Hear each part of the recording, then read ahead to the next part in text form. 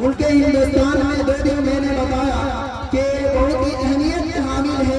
ایک 15 اگست جس دن ہمارا ملک انگریزی اقتدار سے آزاد ہوا، اور دوسرا 26 جنوری جس دن ڈاکٹر بھیم راؤ دوارا بنایا گیا سمویدھان یعنی قانون ہمارے لوگوں پر لاگو ہوا۔ لیکن یاد رکھیں کہ مختلف تہذیبوں کا گوارا ہمارا یہ ہندوستان جنت نما ہے۔ ایک طرف گنگا اور جمنا کی تہذیب ہے، ایک طرف لال قلعہ اور قطب مینار کی بلندی ہے، تو دوسری طرف ہمارے بنائے ہوئے تاج محل بھی ہے۔ گویا کہ مختلف تہذیبوں کا گوارا ہمارا یہ ہندوستان جنت نما ہے۔ حالانکہ سرزمین ہند کے چپا چپا اور گوشہ گوشہ پر جب بھی ضرورت پڑی تو ہمارے لال آگے بڑھے۔ یاد رکھے کہ ملک ہمارا ملک ہندوستان ایک غلام ملک تھا۔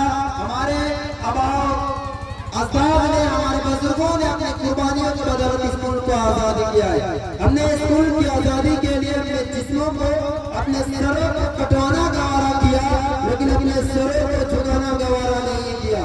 ہم نے اس ملک کی آزادی کے لیے اپنے جسموں کو ٹکڑے ٹکڑے کرایا، لیکن انگریز کتوں کے سامنے اپنے آپ کو جھکنا گوارا نہیں کیا۔ ہمارے آباء و اجداد نے اس ملک کی آزادی کے لیے پھانسی کے پھندوں کو پسند کیا۔ ہمارے آباء و اجداد نے اس ملک کی آزادی کے لیے اپنے آپ کو توپوں اور ٹینکوں کے سامنے رکھ دیا اور یوں ہی اپنے جسموں کو ٹکڑے ٹکڑے کرا لیا۔ تاریخ گواہ ہے کہ سن 1857 عیسوی کی جنگ آزادی میں 2 محاذ بنائے گئے۔ ایک محاذ امبلا پر جس کی قیادت مولانا جعفر تھانیسری کے پاس تھی، اور دوسرا محاذ شاملی پر جس کی قیادت حضرت حاجی امداد اللہ مہاجر مکی رحمت اللہ علیہ کے پاس تھی۔ اس جنگ میں بڑے بڑے علماء، سبحا، عباد اور زہاد شہید ہوئے۔ اسی جنگ آزادی میں مولانا قاسم نانوت بھی زخمی ہوئے۔ اس سن 1857 عیسوی کی جنگ آزادی میں 2 لاکھ مسلمان شہید ہوئے، جن میں 51,000 علماء کرام تھے۔ صرف دہلی کے اندر 500 علماء کو پھانسی کے پھندوں میں لٹکایا گیا، علماء کرام کے جسموں کو ٹکڑے ٹکڑے کر دیا گیا، لیکن مسلمان کبھی بھی انگریزوں کے سامنے نہیں جھکے۔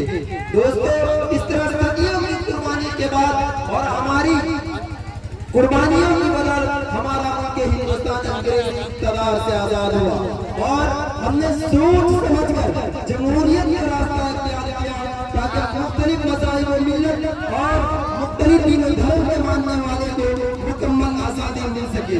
لیکن دوستو، آزادی کے بعد قتل کے لوگ یوں ملے ہم سے جیسے بے اس بات کوئی دوسری شادی کے بعد۔ آپ تاریخ اٹھا کر دیکھیے کہ آزادی کے بعد مسلمانوں کے ساتھ کس طرح کا رویہ اختیار کیا گیا، ظلم و استبداد کے کیسے کیسے ہتھیار استعمال کیے گئے۔ کبھی گورکھپور کے نام پر محمد اخلاق کا قتل کیا جاتا ہے، تو کبھی مظفر نگر میں ہماری ماں اور بہنوں کی عزت و آبرو کے ساتھ کھلواڑ کیا جاتا ہے، تو کبھی گجرات کے اندر چھوٹے چھوٹے معصوم بچے کو گاجر مولی کی طرح کاٹ کر پھینک دیا جاتا ہے۔